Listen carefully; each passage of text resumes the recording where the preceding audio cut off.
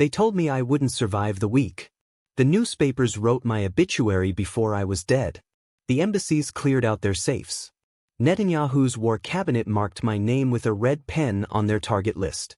3 assassination attempts, 3 failures, 3 reasons why the colonial powers now fear what we've awakened across Africa.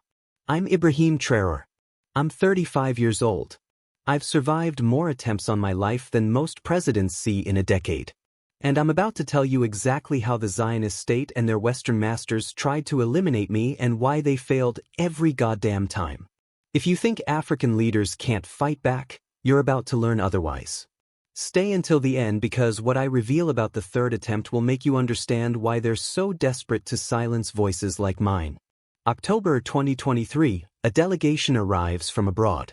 Not diplomats, killers in diplomatic suits.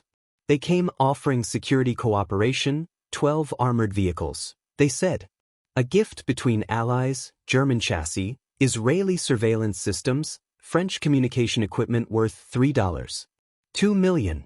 I should have known. Nothing from the colonial powers comes without strings attached. But here's what they didn't expect. We're not the same Africans who bowed to their grandfathers. We learned to question every handshake, every smile, every generous offer from people who spent centuries draining our blood and gold. 3 weeks later, our intelligence, yes, we have our own intelligence now, not the compromised networks they left behind, intercepted encrypted transmissions. Every 6 hours, those gift vehicles were broadcasting my location, my schedule, my security details directly to Tel Aviv. GPS coordinates, audio recordings, real-time tracking. They turned their gifts into electronic shackles, but we cut those chains. November 15th, 11:47 p.m. My convoy was supposed to take the northern route to inspect our forward bases fighting the terrorists they've been funding. But my security chief, a man who's been fighting foreign interference since before some of you were born, detected the transmission signals 23 minutes before departure. We switched routes, took the eastern path through Kaya. 17 minutes later, rockets rained down on the northern road. Military explosives, not the crude bombs terrorists use. Precision munitions that could only come from one place. Israeli weapons smuggled through Chad with French intelligence coordination. 6 craters in the asphalt where my convoy should have been. 2 escort vehicles destroyed. But they miscalculated one thing.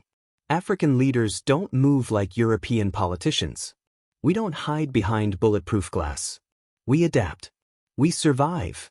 That night I called my commanders together and said something that spread across every military base in Burkina Faso. They think African blood is cheap. They think our lives are disposable. They're about to learn the cost of underestimating us. The first attempt failed because they still see us as colonial subjects. But we're not begging for independence anymore. We're taking it. February 2024. They stopped pretending to be diplomatic. In Barcelona, where our soldiers were already fighting the same terrorists France couldn't defeat in 8 years, a different kind of enemy appeared. Foreign-trained mercenaries, not local fighters. Professionals with equipment that made our army look like village militia. Israeli-trained operatives slipped across the border from Niger. Their mission was surgical. Eliminate me during my planned visit to the front lines. Kill me in front of my own soldiers. Break the spirit of Burkina Faso's resistance. But they made one critical error. They assumed I'd behave like Western leaders, flying in helicopters, staying in secure compounds, surrounded by bodyguards who care more about their paychecks than their country. I don't lead from bunkers. I eat the same rations as my soldiers. I sleep in the same mud. I walk the same roads where our mothers carry water and our children play football with rocks. When I arrived in Barcelona, it wasn't their mercenaries waiting for me. It was my people. Farmers who had lost cattle to terrorists. Mothers who had lost sons to foreign-sponsored violence. Young recruits who joined our army not for money, but because they believed in something bigger than themselves. They formed a human shield around me, not because I ordered it, because they chose it. The plot collapsed within hours. We captured 12 infiltrators alive. Under interrogation, they revealed their funding source. development contracts channeled through Israeli security firms working with remnants of the French intelligence network that never really left after we kicked them out. Here's what I told my interrogators to ask them. Who pays you more, the people trying to kill our president or the president fighting to keep you alive? 7 of them defected, joined our forces because even mercenaries understand loyalty when they see it. That day, I made a choice that terrified Paris, Washington, and Tel Aviv more than any weapon we could buy. I chose my people over their money. I chose sovereignty over their aid. I chose dignity over their development. And that choice made me more dangerous to them than any army. Listen to me carefully. What I'm telling you isn't just about one African leader surviving assassination attempts. This is about every young African who refuses to bow. Every leader who won't sell their country for Western approval. Every person who believes Africa belongs to Africans. If you stand with leaders who choose bullets over bribes, drop your country's flag in the comments. Show the colonial powers that we're not alone. Show them that every time they try to silence one voice, 10 more rise to replace it. March 2024, the night they came closest to succeeding. I was in the presidential residence reading intelligence reports about terrorist movements in the eastern provinces. Reports that looking back I now realize were deliberately leaked to keep me in one location. My guards reported unusual drone activity near the compound. Not media drones, military surveillance units with Israeli signatures on their communication frequencies. Within minutes, we understood this wasn't reconnaissance. This was the final phase of a coordinated elimination operation. 11:23 p.m. Explosions tore through our outer perimeter. Not random attacks. Precise strikes on our communication towers, power grid, and escape routes. Snipers positioned on rooftops across 4 different buildings opened coordinated fire. This wasn't terrorism. This was warfare. I grabbed the radio and told my commanders something that saved all our lives. You don't die for Ibrahim Traoré. You live for Burkina Faso. Hold the line, but hold it smart. For 4 hours, we fought in complete darkness. Bullets shattered every window in the residence. Smoke grenades choked the air. My ears still ring from the sound of betrayal because the attackers weren't just foreigners. Intelligence later confirmed that local collaborators bribed with promises of wealth and power had guided them through our defenses. But here's what they didn't account for. We don't fight like European armies. We don't follow their rules. We don't break when the lights go out. At 3:17 a.m., I did something that shocked even my own security team. I walked outside into the gunfire, into the smoke, carrying nothing but the flag of Burkina Faso. Not because I'm suicidal, because I understood something they never will. You can't kill an idea with bullets. You can't assassinate a movement with bombs. You can't break people who have already decided they'd rather die free than live as slaves. The attackers stopped firing, not because they ran out of ammunition, because they realized they were shooting at something bigger than one man. At sunrise, the foreign operatives retreated across the border. Their local collaborators surrendered or fled. And I stood on the steps of the presidential palace covered in dust and smoke and raised our flag. The crowd that gathered wasn't there because they heard gunshots. They were there because they knew as long as that flag flies, Africa will not bow. That morning I said one sentence that circled the globe in every language. If they tried 3 times to kill me, they already know. I cannot be bought. I cannot be broken. And I will never beg for permission to defend my people. Netanyahu's government denied everything. Called it African paranoia. Their foreign ministry issued statements about regional instability and conspiracy theories. The Western media painted me as a destabilizing influence.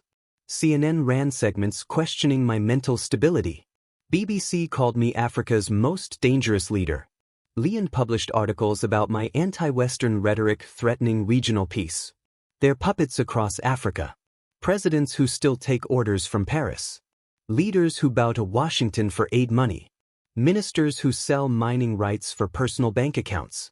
They whispered in closed-door meetings that I was too confrontational, too radical, too dangerous for their version of stability. The same stability that keeps African resources flowing to European banks while African children starve. But while they whispered in their air-conditioned conference rooms, something else was happening in the streets. Across Africa, a different story spread. Not through their controlled media channels, not through their bot journalists, through WhatsApp groups, through university campuses, through the voices of young Africans who were tired of being told to stay quiet while their continent was robbed blind. In Bamako, murals appeared overnight on every major street. 3 times he lived, Africa will not die. Artists painted my face next to Sankara, next to Lumumba, next to Nkrumah, not as heroes, but as proof that the spirit of resistance never dies. In Kenri, students marched through the capital with signs reading, "Sovereignty is not negotiable." The same students whose professors had been teaching them to worship Western development models. Now they were asking different questions.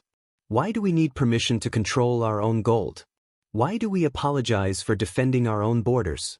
In Logos, musicians wrote songs about the night bullets couldn't break Burkina Faso. Afrobeats artists who had never touched politics suddenly found their voices.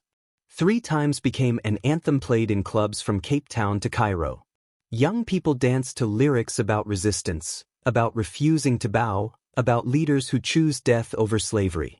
In Addis Ababa, young leaders gathered in coffee shops and asked the same question that was spreading like wildfire across the continent. If Traoré can survive 3 attempts, what's our excuse for staying silent? If one small nation can stand up to the entire Western military machine, what are we afraid of? In Nairobi, university students organized sovereignty seminars, studying how Burkina Faso expelled French forces, how we nationalized our gold mines, how we built alliances with Russia and China instead of begging for Western aid. In Accra, market women started calling me the survivor. Not because I dodged bullets, but because I represented something they thought was dead. African dignity that couldn't be bought or intimidated. In Kinshasa, opposition leaders who had been silent for decades suddenly found courage to challenge their Western-backed dictators. They pointed to Burkina Faso and said, "If those people can fight, so can we." But here's what terrified them most. It wasn't just politicians taking notice. It was the military officers, the ones who had been trained to maintain Western interests. Colonels in Chad started asking why French bases still occupied their territory. Generals in Niger began questioning why uranium profits flowed to Paris while their people lived without electricity. Captains across the Sahel wondered why they were fighting terrorism that mysteriously appeared whenever their countries tried to control their own resources. Every failed assassination attempt has created something they fear more than my life. Proof that African leaders can fight back and win. Proof that sovereignty isn't just a word in political science textbooks. It's a choice that requires blood, sweat, and the willingness to face down the most powerful military machines on earth. They wanted to eliminate one troublemaker, kill one radical president who refused to follow their script. Instead, they created a movement that spans from Dar to Kampala, from Tripoli to Cape Town. They turned 3 failed assassination attempts into 3 recruiting campaigns for African independence. Now, every young African who watches foreign diplomats make demands remembers they couldn't kill Traoré. Maybe they can't kill this dream either. Every military officer who receives orders to suppress their own people remembers Burkina Faso fought the French and won. Mali fought the French and won. Niger fought the French and won. Maybe it's our turn. Every president who gets threatened with sanctions, with coup attempts, with economic punishment for choosing African interests over Western profits remembers, if they tried 3 times to kill him and failed, maybe their power isn't as absolute as they pretend. The aftermath of 3 failed assassinations isn't just my survival. It's the birth of something they can never kill with bullets. The understanding that Africa doesn't need permission to be free. So I ask you directly, if they tried 3 times already, do you believe they'll stop? Or will they keep coming again and again until every African leader who refuses to bow is either bought, broken, or buried? Understand this clearly. Every bullet they fired at me was aimed at every young African who dares to dream of true independence. Every plot they hatched was designed to kill the idea that Africa belongs to Africans. But we will not bow to their pressure. We will not forget their crimes. We will not surrender our sovereignty for their approval. This is Ibrahim Traoré, President of Burkina Faso, survivor of 3 assassination attempts. Enemy of every colonial power that thought African leaders would stay silent forever. They tried 3 times to kill me and failed 3 times. Now it's your turn to ensure their failure becomes permanent. If you believe Africa has the right to live free from foreign control, comment Africa will rise. Like this video if you support leaders who choose bullets over bribes. Share it everywhere because they tried 3 times to silence me. Now let's make sure our voice reaches every corner of the earth. The revolution isn't coming. The revolution is here and no amount of bullets will stop.